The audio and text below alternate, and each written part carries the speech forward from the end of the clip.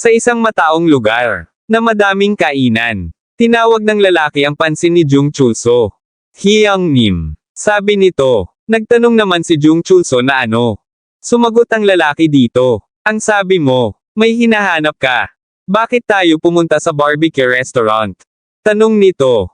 Napatawa si Jung Chulso. At sumagot ito. Sinabi nito na kapatid.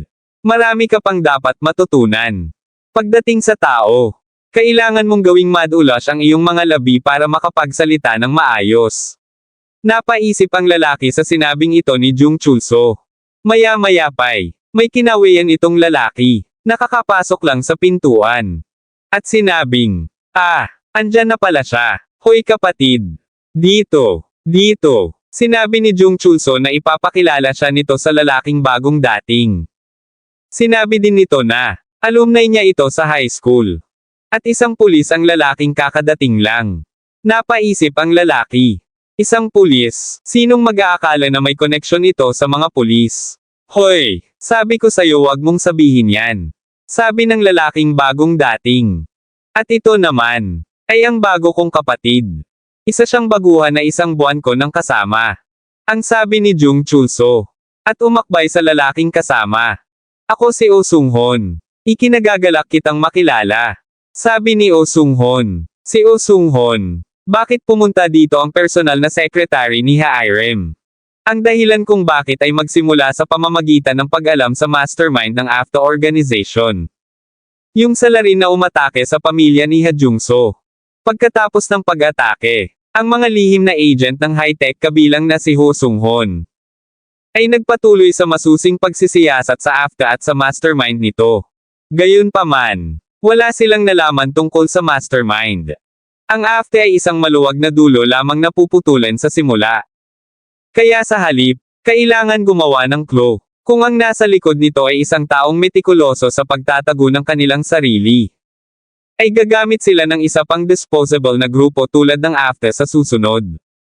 At kung ito ay grupo na maraming disposable na tao, alam na niya kung alin ito. Ito ay ang mersenaryo. Mga hunters na napawalang bisa ang kanilang lisensya dahil sa aktibidad ng Crimson. Kung ito ay para sa pera, ang mga walang hiyang taong iyon ay hindi magdadalawang isip na gumawa ng labag sa batas na gawain. Kaya bilang mga disposable, ay perpekto sila.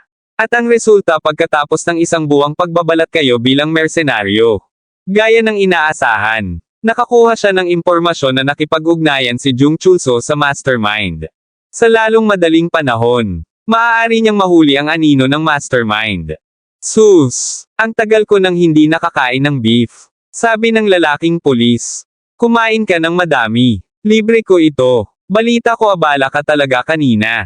Sabi ni Jung Chulso. Oo, may nakakainis na kaso akong hawak. Alam namin ang salarin. Ngunit hindi ko alam kung saan siya tumakbo. Sabi ng lalaking pulis. Nagtanong si Jung Chulso. Na kung anong kaso iyon. Yung pag-atake sa auction na yan.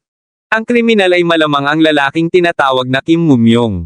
Peke ang pangalan niya. At peke rin ang pagkakakilanlan. Pati na rin ang kumpanya niya.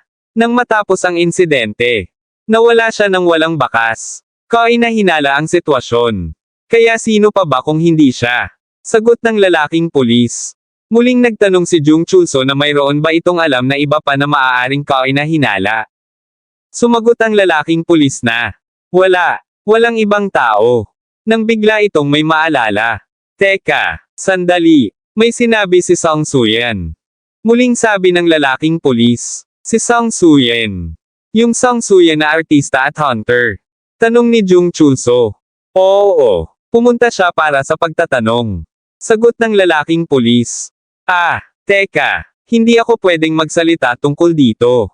Itong bibig na ito, saway nito sa sarili. Uy ayos lang. Maaari mong sabihin sa akin ang tungkol dito. Malapit naman tayo. Sabi ni Jung Chulso, tungkol kay Song Suyen. Sabi nito na isang hunter na ang pangalan ay Lee Sojun ang salarin. Sinabi din nito na ang paraan ng paglihis ng lalaki ng kanyang espada ay ganoon din. Ngunit paano ako makakagawa ng conclusion sa isang bagay lamang na iyon? Hindi man lang din ito nakita ng maayos ang mukha ng lalaki. Hoy, hindi mo pwedeng ipagkalat. At pag-usapan ito ng iba. Sabi ng lalaking pulis, "Huwag kang mag-alala kapatid. Wala itong kinalaman sa akin. Hindi naman ako pupunta at papatayin ang lalaking iyon." Lee Sojun. Nakangising sabi ni Jung Chulso. Samantala sa bahay naman ni na Sojun. May isang bote ng tubig. Konti na lang. Konti na lang. Medyo kaunti pa. Freeze. Sabi ni CLA. At nagyelo ang bote. Maging ang loob ng bahay. Nako. Samobra ka na naman. Sabi ni Master. Ngunit ito ay mas mahusay kaysa nung huli. Dati nagyelo din ang bintana. At halos mabasag ang salamin. CLA. Alam mo, ang dahilan kung bakit mahirap para sa iyo na kontrolin ang iyong mana ay dahil mas malakas ka kaysa sa mga normal na tao. Kaya hanggang sa may freeze mo lang ang tubig sa bote.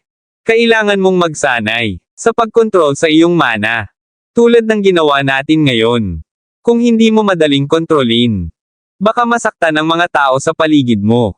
Sabi ni Master. Oo, sabi naman ni CLA. Dol, iyan na natin itong linisin bago umuwi ang mommy mo. Muling sabi ni Master. At nag-okay si CLA. Ginamit ng dalawa ang kanilang mahika upang matuno ang lahat ng yelo. Habang paakyat si Anhai, ay may biglang nagsalita. Kakauwi mo lang. Kakalipat mo lang diba? Tanong ni Jung Chulso. Oo, bumaba lang ako para tingnan ang mail. Natapos mo na bang ilipat ang lahat? Sabi ni Anhai. Oo naman. Salamat sa iyong malasakit. Nagawa ko, sabi ni Jung Chulso. Napatawa ito at napakamot sa kanyang ulo. Pasensya ka na. Sasabihin ko sa mga kaibigan ko na tumahimik sila pag nandito. Dagdag na sabi nito. Nasa tapat na ng kanilang pintuan si Anhai. Sinabi ni Anhai dito, naayos lang. Ang soundproofing ay mahusay. Kaya hindi niya ito naririnig. Bumukas ang pinto. Masayang sinalubong ni CLA ang kanyang mommy nang makita ito. Oo, CLA, nandito na si mommy. Sabi ni Anhai dito. Habang si Jung Chulso na nandun pa din ay nagsalita at sinabing. Nako, CLA ang pangalan mo. CLA, hi. Binati din naman ito ni CLA. Hello, kapitbahay. Ajushi. Nagpaalam na si Anhai. At sinabi na papasok na sila sa loob. Sige, kita na lang tayo sa susunod. Magkita din tayo sa susunod CLA. Sabi ni Jung Chulso. Nanatili pa din itong nakatayo. Sa tapat ng pintuan. At saka umalis. At pumasok sa kabilang pintuan. Sa silid 402. Hi. Sabi ni Jung Chulso pagkapasok ng silid. Hoy, sabi ko tumahimik ka diba? Sabi ni Jung Chulso sa lalaking nakatali sa upuan. Na nakatamba sa sahig. At may takip ang bibig. Lumapit pa ito sa kawawang lalaki. Itinusok sa sahig ang patalim malapit sa lalaki. Gusto mo ba talagang batasin kita?